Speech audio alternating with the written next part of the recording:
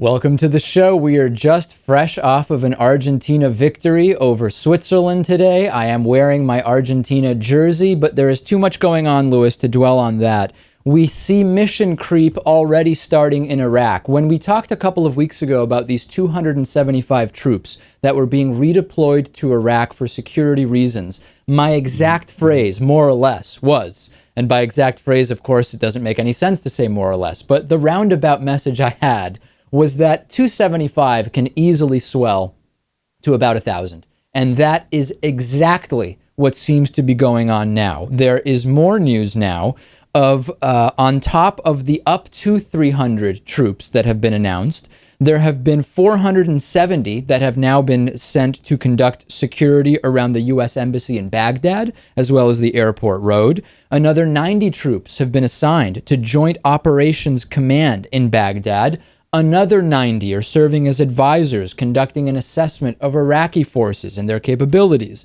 And in addition to that, we have 100 more troops who are serving in what's being called the Office of Security Cooperation at the embassy. That gets us about 750. And in addition to these troops, we have now found out that there are a number of special operations forces that the Pentagon is not publicly acknowledging, but we do know through back channels that they are there. And it is around 1,000 troops now. Very quickly, Lewis, the 275 to the 1,000, exactly as we said might happen. From 1,000, you can get to 2,500 pretty quickly. You can. I hope it doesn't come to that. 1,000, I think, is still too much. But you know what? If it turns out that we have to send more troops to stabilize the region and there is no alternative, should we do that? I don't know. And senators don't seem to know either. We already have Senator John McCain saying, working with Senator Kaine, saying that we need to, what was the exact quote here? Now the possibility of U.S. military action in Iraq and the threat posed by groups like the Islamic State of Iraq and the Levant require that we look at authorizations of force. The U.S. senators are readying a measure which would revise the legal underpinning for America's fight against violent Islamic groups.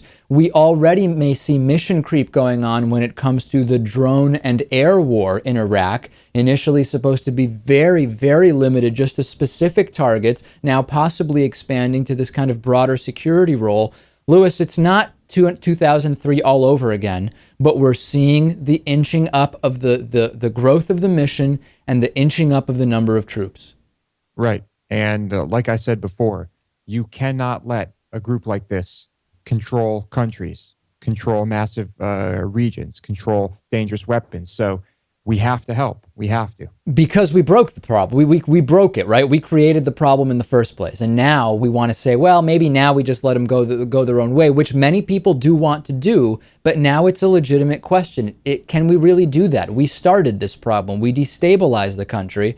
And now we're not going to get involved again. It's an insanely difficult and horrible situation that Bush and his cronies, who I don't have to name now, got us into.